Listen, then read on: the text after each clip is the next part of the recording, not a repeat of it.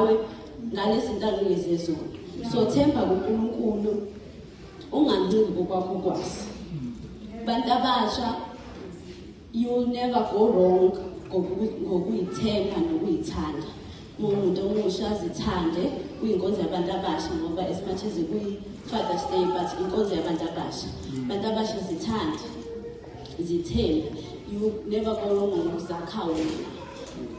Zithembe wena, zazi ukuthi ubani. Ungavumeli omunye umuntu akutshele ukuthi ubani.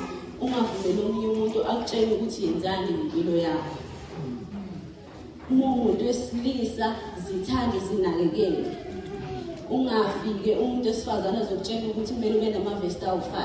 Zazi nje ukuthi kumele kube namavesta awu-5 or more. Ungazi ufike wakhiwe umuntu wesifazane ngoba lowo muntu uzokudestroya. Umuntu esifazane ungalindeli ukuthi uzozube nendoda enemali noma uzothola iblessa ukuthi ukwazi ukuthi uyinakekele ithele iwivu. Ibudget if iwivu uthanda, ibudget uyibekelele uzuyithengele imali yakho. Ungalindeli omunye umuntu ukuthi akuthengele iwivu. If uthanda i-iPhone, ibekelele i-iPhone uzokwazi uyi-afford ukuyithenga. Ize libi ngaphandle bantu abasha.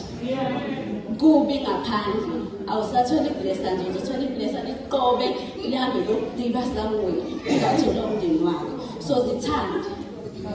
Zazi nje ukuthi mina ngithanda ukuthi ngikuthanda futhi ngizothengelana. Uma usebenza iba namagomvu ukuthi mekuphela lo nyaka kumele ngikwazi ukuthi ngenze 1 or 2. Kumele ngikwazi ukuthi ngisave imali engaka. Amagozi lawo kumele ube nawo umuntu omusha. Uzakhe wena. Wazi ukuthi okay mina ngiyathanda ukufunda. Therefore ngizoya e-library, ngizoya e-store, e-bookstore, ngiyothenga incwadi ngifunde. Spend time with yourself. Umuntu omusha.